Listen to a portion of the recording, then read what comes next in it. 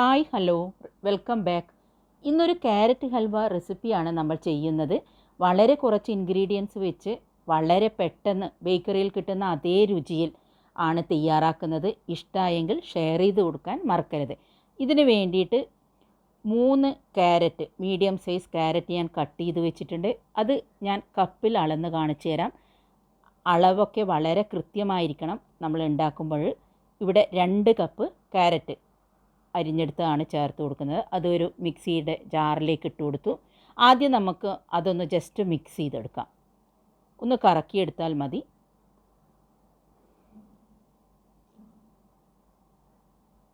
ഇപ്പോൾ ക്യാരറ്റ് ഒന്ന് നമ്മൾ കറക്കിയെടുത്തിട്ടുണ്ട്. ഇതിലേക്ക് 1 കപ്പ് വെള്ളം ഒഴിച്ചു കൊടുക്കാം. എന്നിട്ട് വീണ്ടും ഒന്ന് ഇത് നന്നായിട്ട് അരച്ചെടുക്കാം. ഇപ്പോൾ അരച്ചെടുത്തിട്ടുണ്ട്. ഇത് ഒരു അരിപ്പ വെച്ച് നമുക്ക് അരിച്ചെടുക്കണം.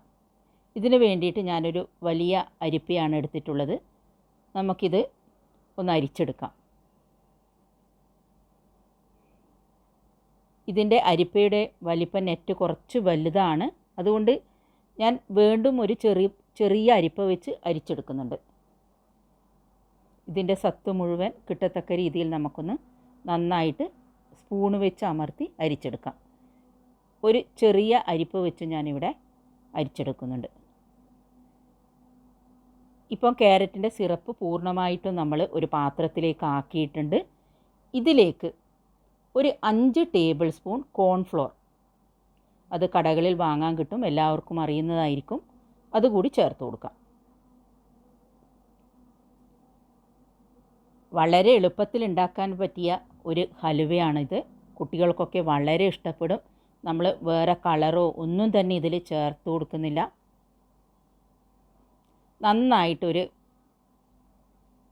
വിസ്ക് വെച്ച് നമുക്ക് കലക്കിയെടുക്കാം.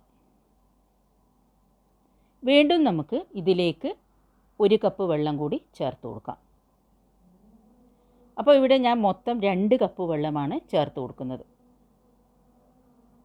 ഇതിലേക്ക് ഒരു 3/4 കപ്പ് പഞ്ചസാരയാണ് ഞാൻ ചേർത്ത് കൊടുക്കുന്നത്. മധുരം കൂടുതൽ ഇഷ്ടമാണെങ്കിൽ നിങ്ങൾക്ക് 1 കപ്പ് പഞ്ചസാര ചേർത്ത് കൊടുക്കാം. ഇവിടെ 3/4 കപ്പ് പഞ്ചസാരയാണ് ഞാൻ ചേർത്തത്. ഇനി നമുക്കൊരു പാൻ വെച്ച്, ഒരു വലിയ പാൻ തന്നെയാണ് എടുത്തിരിക്കുന്നത്.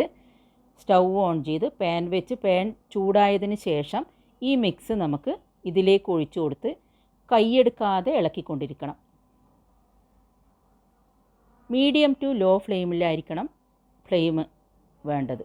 ഈ സമയത്ത് പതുക്കെ ക്യാരറ്റ് മിക്സ് ഒന്ന് കട്ടിയായി വരുന്നുണ്ട്. നിങ്ങൾക്ക് കണ്ടാൽ മനസ്സിലാവും, ചെറുതായി കട്ടിയായി വന്നിട്ടുണ്ട്.